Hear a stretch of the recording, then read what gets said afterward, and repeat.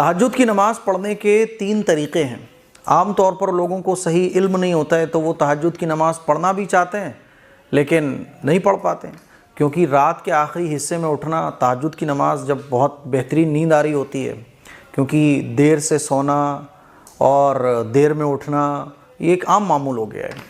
تہجد کی نماز پڑھنے کا بیسٹ ٹائم تو وہی ہے کہ آپ رات کے آخری حصے میں اٹھیں، جیسے کہ ہم لوگ سحری میں اٹھتے ہیں نا رمضان میں، تو وہ جو سحری کا ٹائم ہے وہی تہجد کی نماز کا بیسٹ ٹائم ہے۔ لیکن آج کل ہم جیسے گنہگاروں کے لیے پاسبل نہیں ہے، رات کو 1-1 بجے تک جاگ رہے ہیں، 2-2 بجے تک جاگ رہے ہیں، تو جب جاگ ہی رہے ہو تو تہجد کی نماز پڑھ کے سو جاؤ، ہے نا؟ یا تہجد کی نماز پڑھنا چاہتے ہو تو کوئی بات نہیں، عشاء کی نماز پڑھ کے فوراً تہجد کی چند رکعت پڑھ لو۔ تو بیسٹ ٹائم تو وہی ہے، رات کا آخری حصہ۔ لیکن اس کے علاوہ بھی 2 ٹائم ہیں آپ جن میں تہجد پڑھ سکتے ہو۔ ایک تو عشاء کی نماز پڑھنے کے فوراً بعد آپ چند رکعت تہجد کی نیت سے پڑھ سکتے ہو۔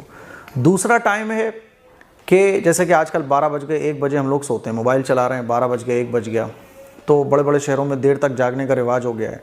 تو 12-1 بجے جب آپ سونے ہی جا رہے ہو تو وضو کرنے کے بعد چند رکعت تہجد کی نماز پڑھ لو، کیونکہ 5 وقت کی فرض نمازوں کے بعد جو سب سے بیسٹ نماز ہے وہ تہجد کی نماز ہے۔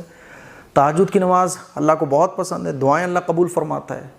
تو آپ جب بھی سونے جاؤ 12 بجے 1 بجے 2 بجے 2:30 بجے وضو کرنے کے بعد چند رکعت، 2 رکعت 4 رکعت 6 رکعت 8 رکعت 12 رکعت تک آپ جتنی مرضی چاہو اتنی پڑھ سکتے ہو، اور اللہ سے دعا مانگ لو، یا اللہ میں نمازی بننا چاہتا ہوں، یا اللہ میں گناہوں سے بچنا چاہتا ہوں، کیونکہ ہر مسلمان نمازی بننا چاہتا ہے لیکن نفسانی خواہشات غالب ہیں، شیطانی اثر غالب ہے، تو نماز پڑھنے کا من نہیں ہوتا ہے۔ تو تہجد کی نماز پڑھنے کا من کرے تو پڑھ لو، ہاں رات کے آخری حصے میں پڑھنا یہ بیسٹ ٹائم ہے، نمبر 1 ٹائم تو وہی ہے۔